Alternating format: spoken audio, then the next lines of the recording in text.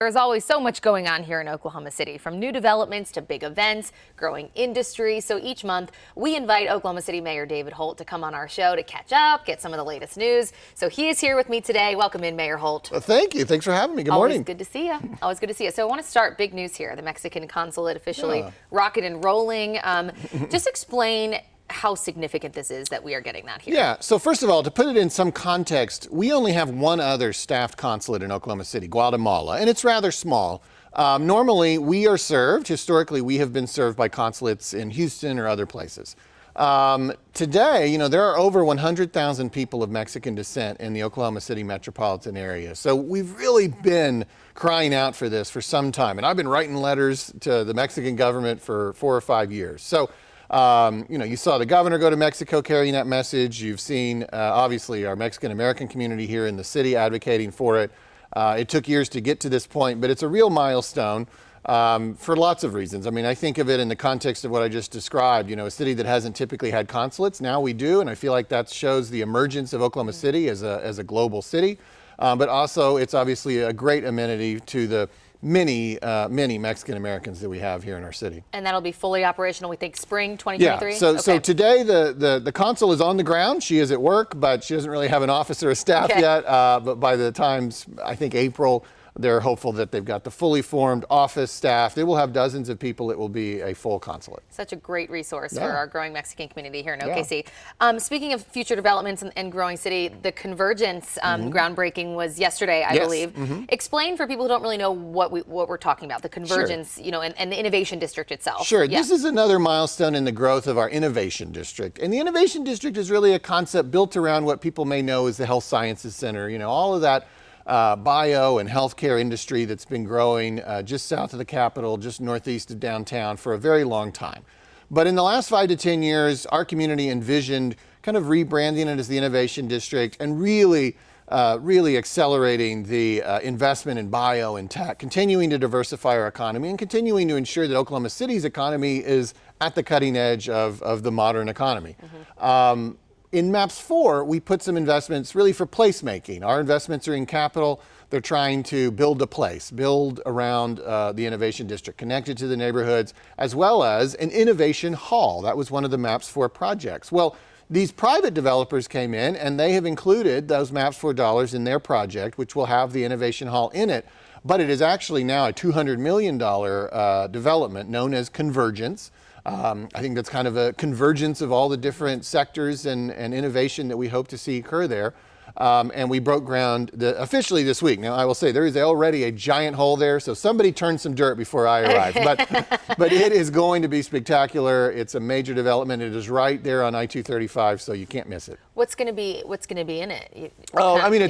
At the end of the day, it's offices. But but it's offices for a growing bio and tech cluster that we really think will continue to propel Oklahoma City's economy forward and into the place where it needs to be. We have to be punching at our weight class in those sectors. And then O'Connor Resort, that's also begun construction, right? Yeah, another groundbreaking we've had since I sat on this couch. And that's I've lost track. I think we're at $400 million on that development now. And it's a really cool amenity around the First Americans Museum, which is a $200 million museum. Continues to establish, I feel, Oklahoma City as really a national, if not the national capital for Native and Indigenous people. And when you have this museum and this resort around it, I think you'll be able to host and expect to host, all of the affinity groups that are related to Native and Indigenous issues. Obviously, you'll also be a great draw just for tourists and families who want to spend a weekend. Now it's not just the museum, it will be the water park and all these other things that are continuing to be announced and developed in that area. And they'll take, like Convergence, both of these projects, now that they've broken ground, will take a couple years, but that it's an exciting one. And it also reflects the growth of our visitor economy here in Oklahoma City. Absolutely. And just one more question kind of on the growth here. Our film industry is getting some national attention. And I guess, how do we keep that momentum going? We've had 3 big productions, really, Leonardo DiCaprio, Tulsa King, and Stillwater. So how do we kind of continue that? How do we bring more in? We just, to some degree, it is up to, those who work in that industry hustling and getting the projects here. We have now contributed to that by the creation of an Oklahoma City Film Office, and that just happened in the last couple of months, so that was another major step. But studios like Green Pastures and Prairie Surf Media downtown, will be out there as well on their own chasing these projects. They're ultimately private sector endeavors, but we now have this office in conjunction with the Oklahoma City Chamber that will also supplement that at a local level. And of course, there's always been the longtime state film office as well. All of those efforts in conjunction with the incentive that the state passed a couple years ago, which has been a huge catalyst for this, as well as the facilities that we've got, and continuing work on the development of the workforce that we really need to have. And you see that kind of work happening at places like OCCC, which has got one of the best film schools in the country, thanks to Gray Fredrickson, who we lost a few weeks ago. With all of that working together, I have every reason to believe that this momentum will continue, and it'll just be one project to the next. But they're out there working right now to get some of those projects here in Oklahoma City. Switching gears here just briefly, I know you're not going to be able to comment specifically on pending investigations. I have to ask you, though, about the Department of Justice naming the city in that investigation into responses to mental health crises. Sure. What would you like to say, I guess, to practices that the city currently has in place to help and aid those that are dealing with the mental health crisis? Well, first, a little context. So the Department of Justice has a division focused on violations of the Americans with Disabilities Act. And they use this to basically promulgate the policy outcomes they want to see. And they've done this in quite a few cities. And it takes years. We probably won't know much for a while. But once it was announced that they had included Oklahoma City among the other cities that they've done this in, the police chief said that he intends to cooperate fully. And that's what I, as the mayor, would expect him to say. And it's certainly what I would want him to do.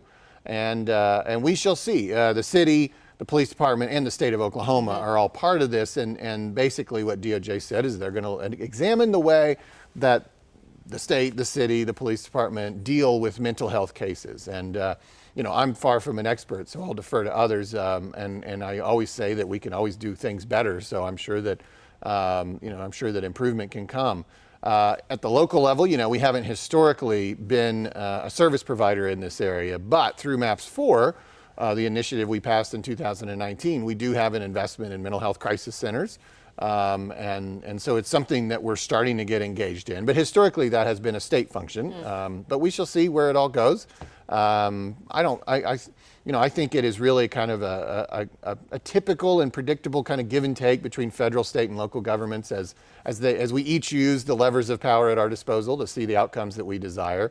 And I've talked to other mayors who've been in cities that have gone through this process. And it can be productive, and we'll just see how it goes. All right. As always, though, we appreciate you coming on, Mayor Holt. That's all we have for you today, and we'll see you next month. Okay. Thank you so much.